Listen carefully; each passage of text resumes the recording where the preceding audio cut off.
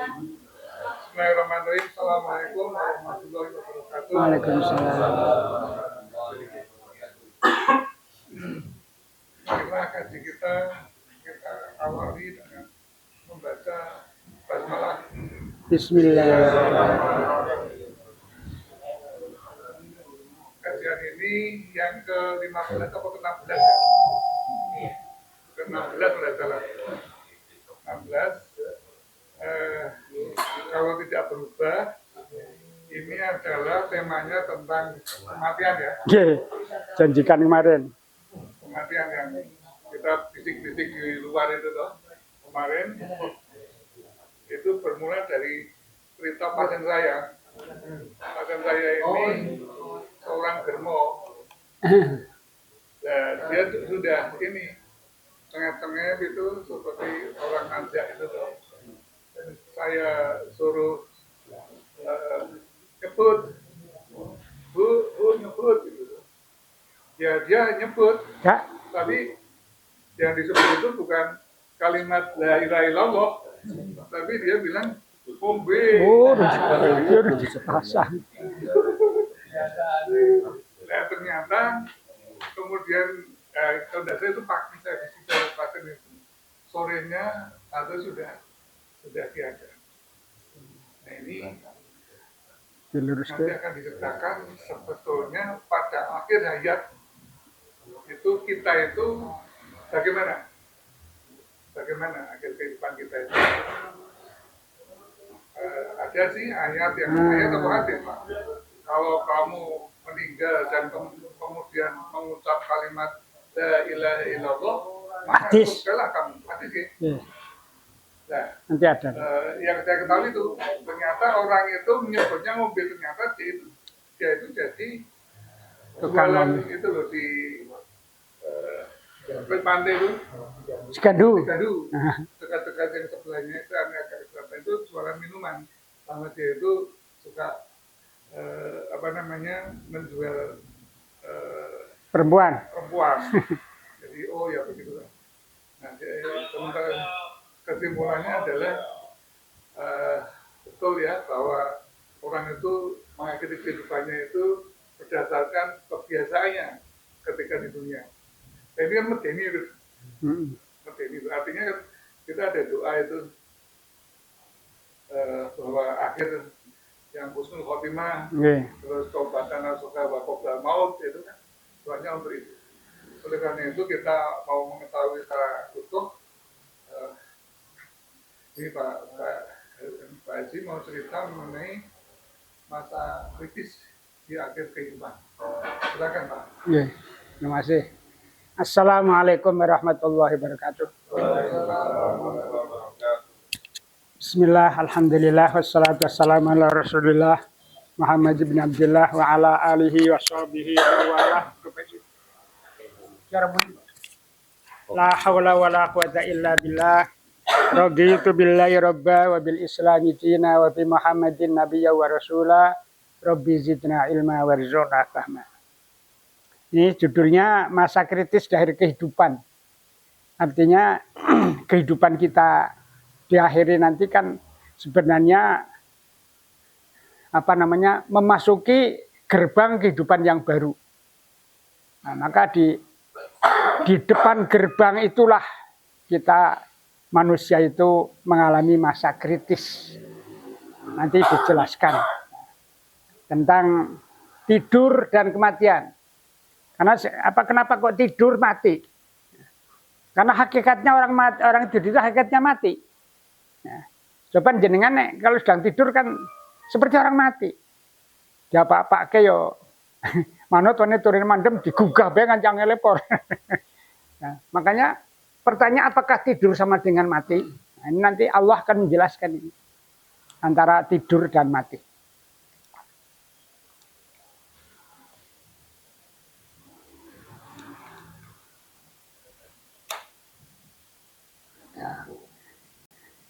Pertama, apakah mati?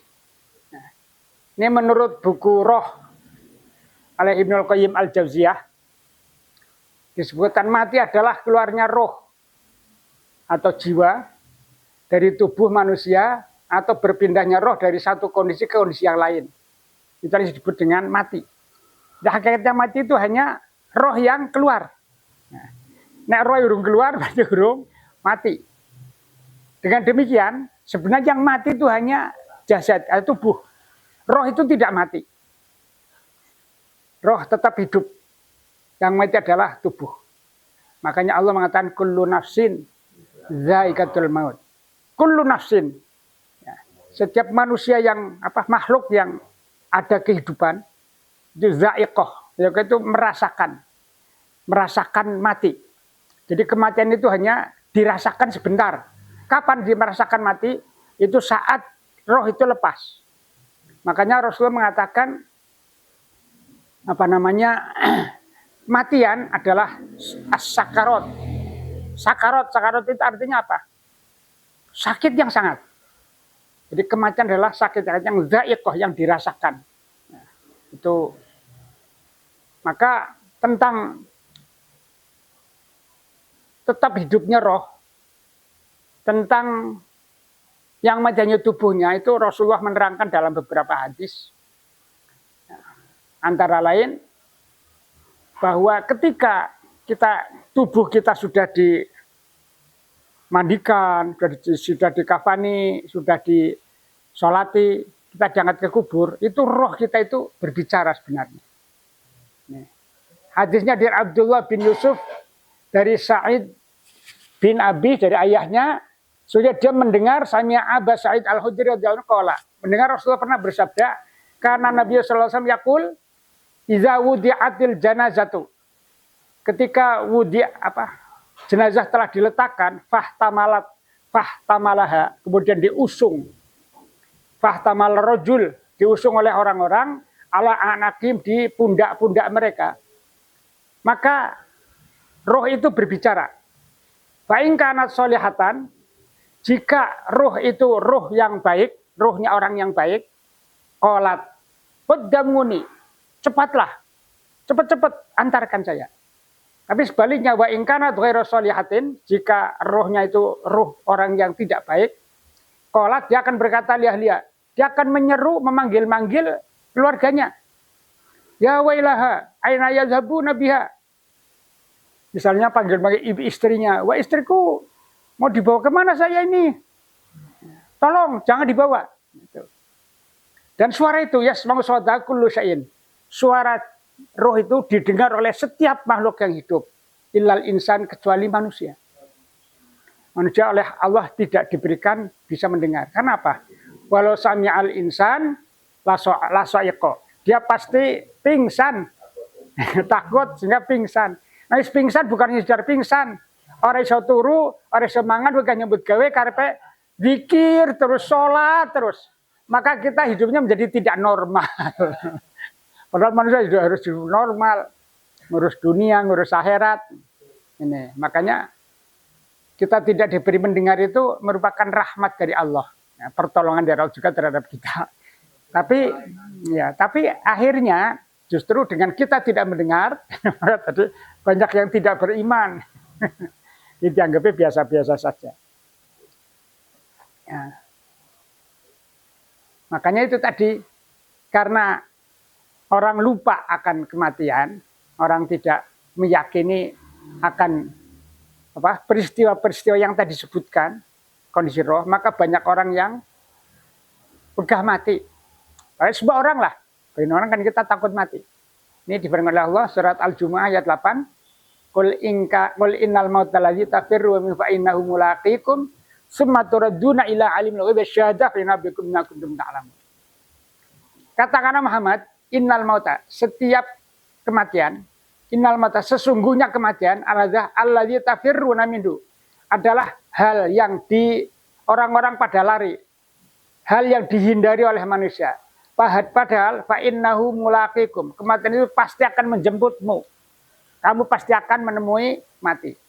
Setelah mati, sumaturaduna ila alimil ghaib wasyahadah. Kamu akan dikembalikan kepada zat yang maha ghaib, yang mengetahui ghaib dan hal yang mengetahui yang nyata.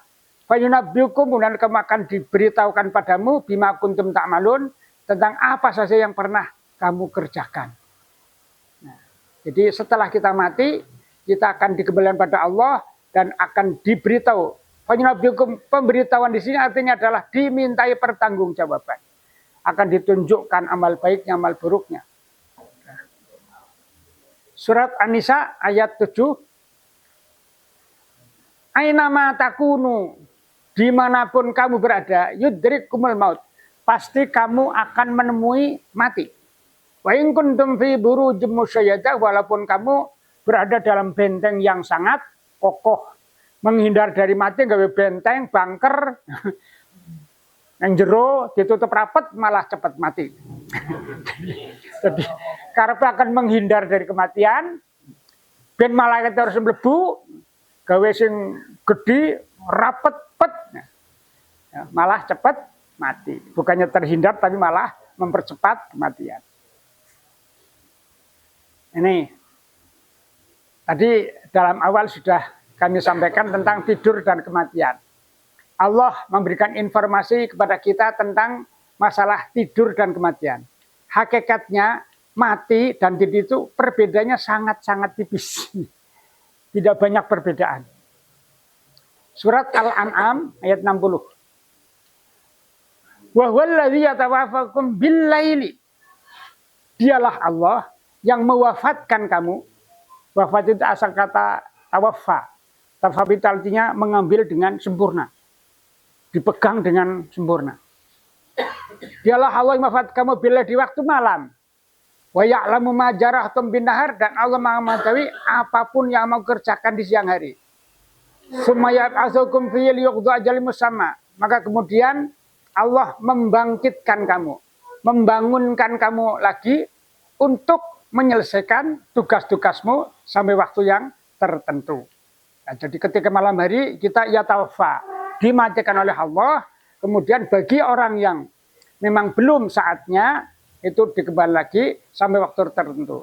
Summa ilaihi marjiukum summa yunabbiukum ma kuntum ta'malun. Seperti tadi, kemudian setelah mati kamu akan dikembalikan pada Allah dan yunabbiukum, diberitahukan padamu semua yang kamu kerjakan. Kemudian surat 39, surat Az-Zumar ayat 42. Allah yatawaffal anfus. Allah lah yang mewafatkan setiap jiwa. Hina mautiha, ketika sudah saat kematiannya. Wallati lam tamut fi manamiha, dan Allah tidak mematikan fi manamiha, orang yang masih dalam tidurnya. Fayumsikul lati qada 'alal maut, maka Allah yumsiku, menahan jiwa, menahan roh orang yang memang allati qada 'alaihal maut, yang sudah saatnya kematian, sehingga wong turu sudah tidak pernah lagi bangun, karena memang dia sudah saatnya kematian, sehingga rohnya tetap digenggam oleh Allah, ditahan. Sebaliknya wa yursilul ukhra, Allah melepaskan kembali roh yang lain ila ajalin musamma, sampai waktu yang telah ditentukan. Inna fi dzalika la ayatin, sebenarnya itu semua dalam merupakan tanda-tanda kebesaran Allah liqaumi yatafakkarun, bagi orang-orang yang mau berpikir. Sehingga sebenarnya kita setiap hari sudah mati. Walaupun mati belum seperti diambil musuh, tapi hakikatnya kata Allah sama saja ini. Sama-sama digenggam, jiwanya digenggam oleh Allah. Makanya kemudian Rasulullah mengajarkan doa pada kita sebelum tidur apa? Bismika Allahumma ahya wa bismika amut. Kita mempersiapkan diri untuk mati. Bismillah ahya, ya Allah, dengan menyebut nama Tuhanmu, ahya aku hidup, wa bismillah, dan menyebut namamu amut, aku akan mati. Jadi sebenarnya kita sudah persiapan loh. Ya, orang sadar membaca doa itu tapi tidak sadar itu sedang mempersiapkan diri. Siapa tahu nanti benar-benar mati. Bablas. Wes bablas. Makanya kemudian sebaliknya, ketika bangun tidur, apa doa kita? Ahyana ba'dama amatana. Alhamdulillah. Alladzi ahyana, zat yang menghidupkan kami kembali ba'da amatana, setelah tadi saya mati. Ya, itu doanya sudah memberikan pelajaran pada kita sebenarnya. Sehingga mestinya orang-orang yang beriman nggak usah takut mati, karena kita setiap malam sudah mati hanya masih diberikan kesempatan oleh Allah. Ya. Kalaupun kita benar-benar mati, minimal tadi kita sudah berserah diri ketika akan tidur. Dengan nama Allah itu kan artinya kita menyerahkan diri kepada Allah. Sudah kita bahas pada Bismillah dulu ya, tafsir Bismillah. Menyebut bersama itu hakikatnya kita berserah diri pada Allah, meminta perlindungan pada Allah, minta pertolongan pada Allah. Ini tadi kullu nafsin dha'iqul maut wa nahnu syarru fitnahnya. Setiap jiwa masih mati, wa nabluukum, dan kami menguji kamu ketika masih hidup, kami uji kamu bisyarri, dengan ujian buruk, dengan ujian kesusahan, wal khairi, dan dengan ujian kebaikan. Jadi kebaikan dan kesenangan, kesusahan, kebaikan, keburukan, melarat, kaya, itu adalah ujian dari Allah. Ada yang diuji dengan kekayaan, sama diuji loh. Sugih duit akeh diuji. Sebaliknya kita yang hidupnya pas-pasan, itu juga diuji oleh Allah. Tentu cara ujian ben lulus, itu berbeda-beda kondisinya. Ya. Sesuai dengan apa yang kita alami. Ini semuanya adalah nablukum, kami menguji kamu. Wa ilaina turja'un, karena nanti semuanya kamu akan kembali kepada kami.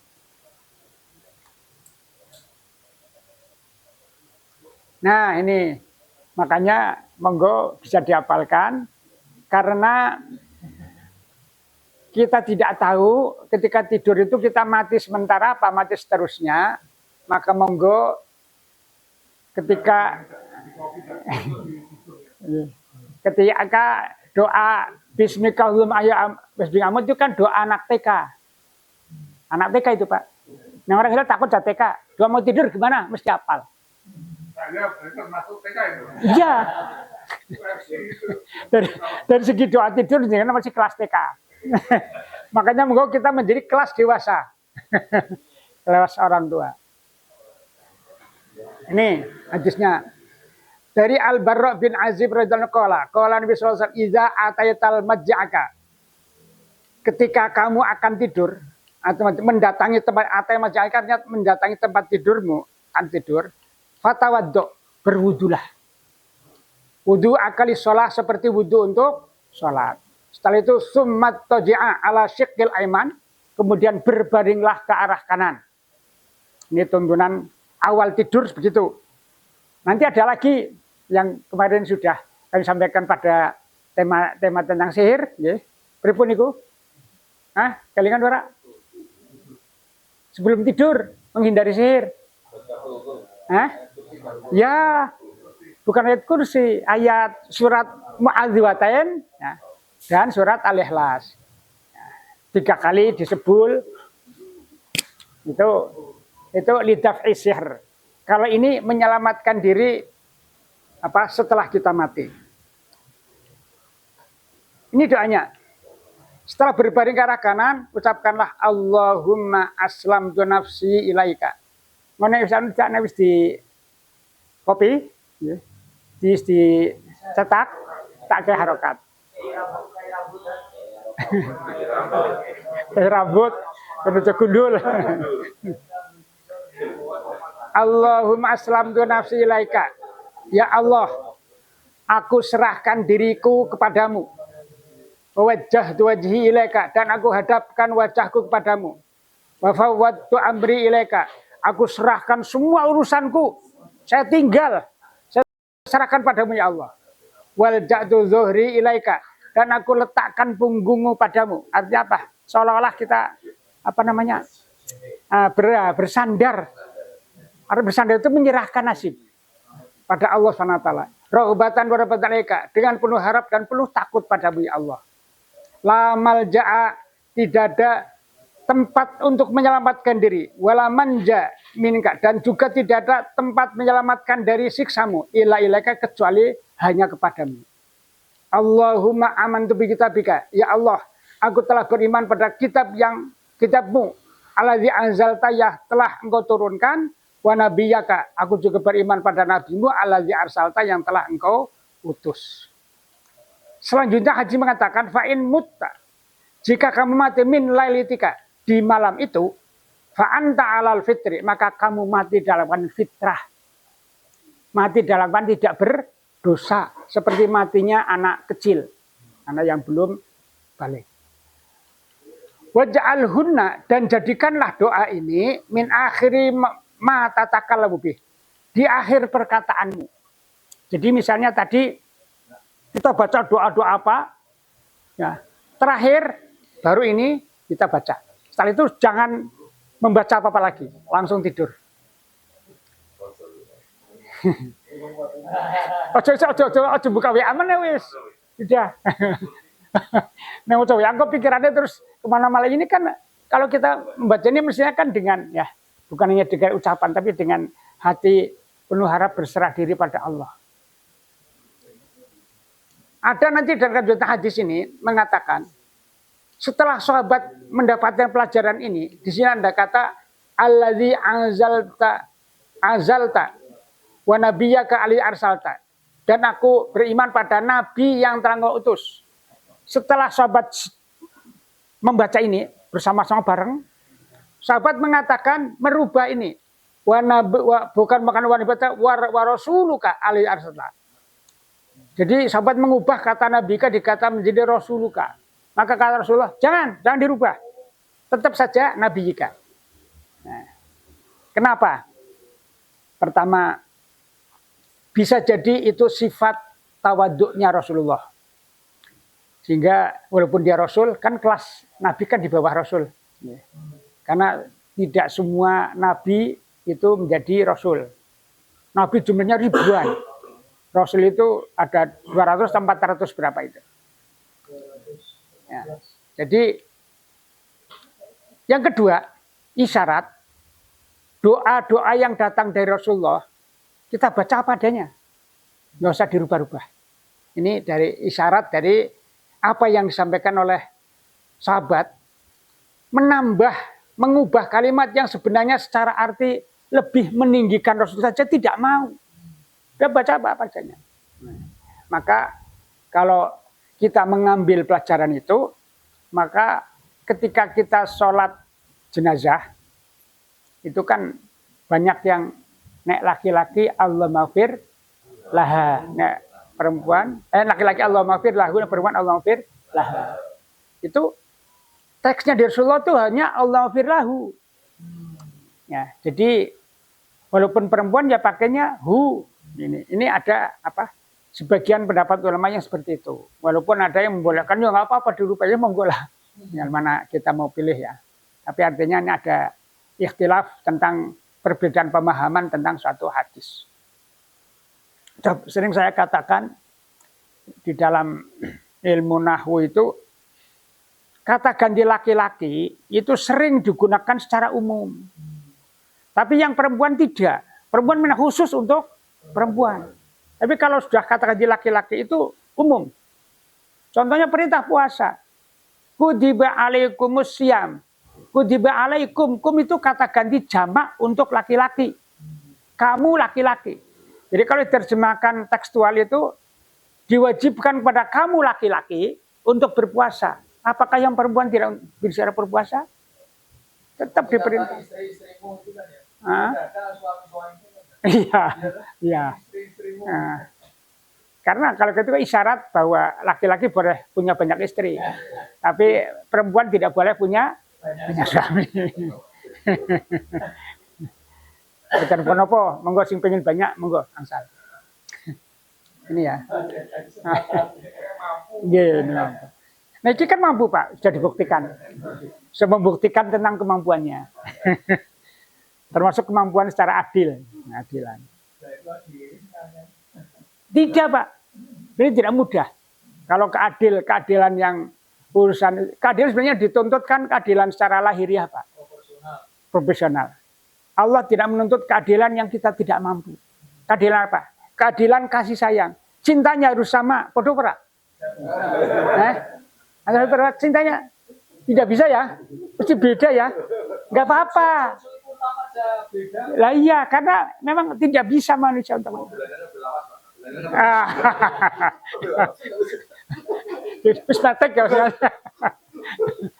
itu tidak dituntut Pak. Dan itu adalah keadilan zahir. Nah, gitu. Nah, ini Pak. Sekarang kondisi orang yang akan meninggal dunia.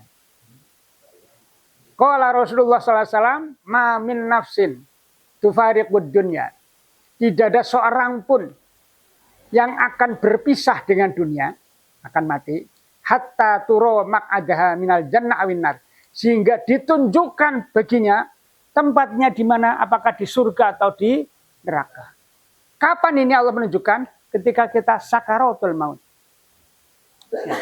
Ketika sakarat itu Allah menunjukkan, memperlihatkan pada kita. Kalau kita nantinya akan masuk surga, ditunjukkan surganya. Kalau kita akan masuk, ditunjukkan nerakanya. Sekarang bagaimana kira-kira ketika kita akan masuk neraka? Ditunjukkan siksaannya. Kira-kira bagaimana? Takut yang luar biasa. Jerit-jerit, bahkan mungkin lari kemana-mana. Kita tidak mau masuk itu. Sehingga matinya mati dalam keadaan su'ul khotimah dan tidak tenang, Pak. Tapi anehnya orang kadang mengklaim kalau meninggal dunia dengan tenang. Apa iya? Tidak semua orang meninggal dunia dengan tenang.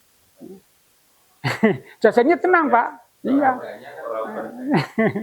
Raganya tenang. Tapi ruhnya ya, ini. Kemudian ini surah hadis riwayat Bukhari, innal mu'mina idza hadarul maut.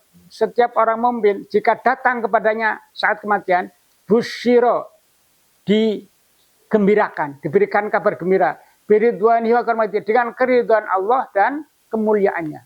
Sebaliknya wa innal kafiro, dari orang-orang kafir idza hadarul maut, jika datang kematian, busyiro, sama-sama digembirakan, tapi digembirakan bi'adzab ya'uqubati, digembirakan dengan siksanya dan hukuman Allah.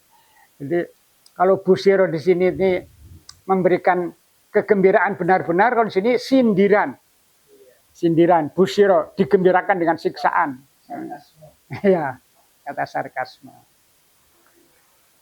Nah, hadis lagi, ini yang tadi, laqinu mautakum la ilaha illallah. Nah, karena kondisi kita seperti ini, maka kita diberikan ikhtiar untuk mentalkinkan, talkinkanlah orang yang matamu dengan kalimat la ilaha illallah. Karena man akhiru la ilaha illallah dakhalal jannah. Barang siapa yang akhir hayat mengucapkan la ilaha illallah akan masuk surga. Penakno mboten? Gampang nggih? Kami sapal kok. Tapi ternyata tidak semudah itu.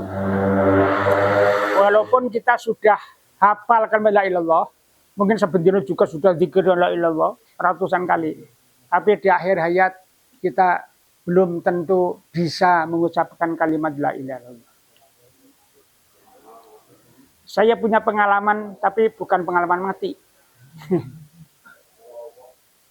Bulan Ramadan, tahun 8 bulan berapa, itu sore, kita kira jam 5, di Gayudan, rumah tempat saya, tempat teman saya, rapat panitia halal bihalal. Saya datang, tiba-tiba saya semaput, Pak. Saya semaput, dalam semut itu saya ngerasa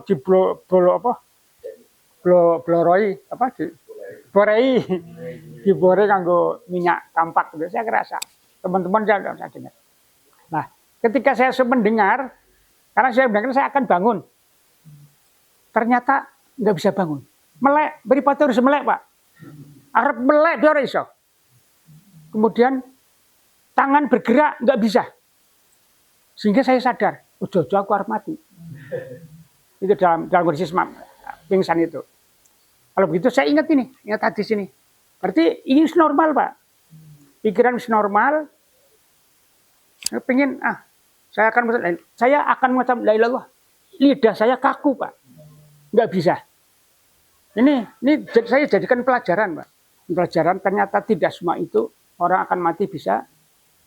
Aku rumpak mati wis kangelan ya. Apa meneh arep bener-bener mati. Ini makanya ya yang bisa menyelamatkan kita bisa mengenal ilallah itu adalah amaliyah kita, kesehatan kita. Memang nyebut apa? Ibu ngombe. Kalaupun Pak, itu juga bisa Pak. Bisa terima, bisa juga mendengar, tapi tidak bisa itu tadi. Pak Muni, la ilallah ngombe, la ilallah ngombe itulah. Semua adalah atas pertolongan Allah. Itu ngimpi mati juga pernah Pak. Saya pernah ngimpi mati. Ya ngimpi mati. Dia mati, saya itu merasa sayanya keluar ke atas Pak Mabur Pak. Saya melihat jasad saya, tubuh saya lagi dirubung wong akeh. Pernah. Ya. Itu hal semua itu saya jadikan pelajaran. Bu apa waktu itu aku benar-benar mati suri ya kurang ngerti. Apa hanya ngimpi atau hanya mati suri saya tidak tahu. Tapi alhamdulillah sampai sekarang masih hidup.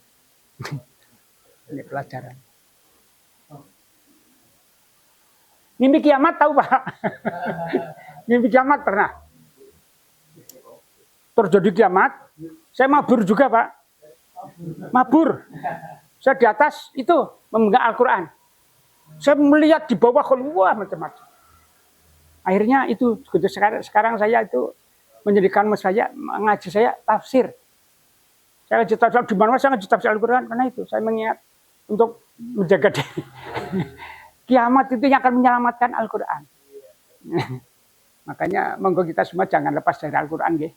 Minimal pada maghrib, pada subuh supaya jadi ahlul Quran. Nah sekarang ini yang masa kritis. Manusia itu, setiap manusia memiliki masa kritis kecuali dua orang ini. Dua orang ini tidak mengalami iman. Ini dalam surat Maryam, sama-sama satu surat, ayat 15 dan ayat 33. Ayat 15. Wassalamun alaihi yauma wulidu wa yauma yamut wa yauma yub'atsu hayya. Dan diberikan keselamatan kepadanya. Alaihi ini siapa? Kepada siapa? Nabi Yahya. Nabi Yahya diberi oleh Allah keselamatan. Yauma wulidu, pada hari dilahirkan. Berarti hari kelahiran itu masa kritis pertama bagi manusia. Wa yauma yamutu, kedua adalah masa kematian. Masa kritis kedua. Wa yauma yub'atsu hayya, dan ketika dibangkitkan hidup kembali nanti hari ba'ats. Itu masa kritis ketiga. Ini Nabi Yahya itu dibebaskan oleh Allah tentang atau diselamatkan tentang masa-masa kritis ini. Begitu juga Nabi Isa. Wassalamun alayya, dan Allah menyelamatkan kepadaku yauma wulidtu, pada hari aku dilahirkan. Wa yauma amutu, dan pada hari aku mati. Wa yauma alhaya, dan pada hari aku dibangkitkan. Ini Nabi Isa diucapkan ketika dalam gendongan setelah ibunya dituduh berzina, ditakoni ibunya nggak ngomong, yang ngomong bayinya antara lain ucapan Isa adalah ini. Saya diberi keselamatan oleh Allah pada hari kelahiran, pada hari kematian, dan pada hari dibangkitkan. Ini. Setiap manusia akan mengalami tiga kritis, yaitu dua hamba Allah, yaitu Nabi Yahya dan Nabi bin Zakaria, dan Nabi Isa bin Maryam alaihissalam. Secara tegas mendapat jaminan selamat sejahtera dari masa-masa itu. Ibnu Musayyab menyebutkan bahwa Rasulullah SAW bersabda, tidak ada seorang hamba pun di hari kiamat yang akan bertemu dengan Allah SWT kecuali ia datang dengan memikul dosa yang ia perbuat, kecuali Yahya bin Zakaria alaihissalam. Ini yang disebutkan Rasulullah. Ini dari tafsir Ibnu Katsir jilid 6 halaman 560. Sementara tentang Nabi Isa alaihissalam, hal tersebut untuk menolak anggapan bahwa beliau itu mati disalib. Disalibin ini lagi. Orang nyanda, orang semoga mana tidak. Nah, itu. Jadi untuk menolak bahwa beliau mati disalib, dan ini dikatakan oleh beliau pada waktu masih bayi. Ini tiga macam kritis. Kemudian bagaimana? Ini. Kritis pada hari kelahiran. Setiap bayi yang baru lahir pasti disentuh oleh setan. Karena setan sudah berjanji pada Allah dulu di iblis ya, akan menggoda setiap manusia itu setan rajin sekali. Begitu manusia lahir langsung sudah gemesepor. Jadi digoda itu sejak dari lahir dan nanti akan kematian nanti tadi. Tadi ada masa kritis nanti ketika kematian itu juga di situ setan akan mengganggu. Hadis dari Abu Hurairah qala anan Nabi sallallahu alaihi wasallam Rasul pernah bersabda qala ma min mauludin setiap kelahiran yuladu orang yang dilahirkan illa wasyaitun yamassahu hina yuladu sehingga setan menyentuhnya. Ini kalimat menyentuh apakah hanya sekedar sentuh apakah dengan perbuatan apa tidak dijelaskan. Akhirnya digodai uidzuha bika wa dzurriyyatan minasyaitonir rajim. Ini. Dan sesungguhnya aku perlindungkan dia bagi anakku cucuku kepadamu wa dzurriyyatan anak keturunannya minasyaitonir rajim dari godaan setan yang terkutuk. Ini surat Ali Imran ayat 36.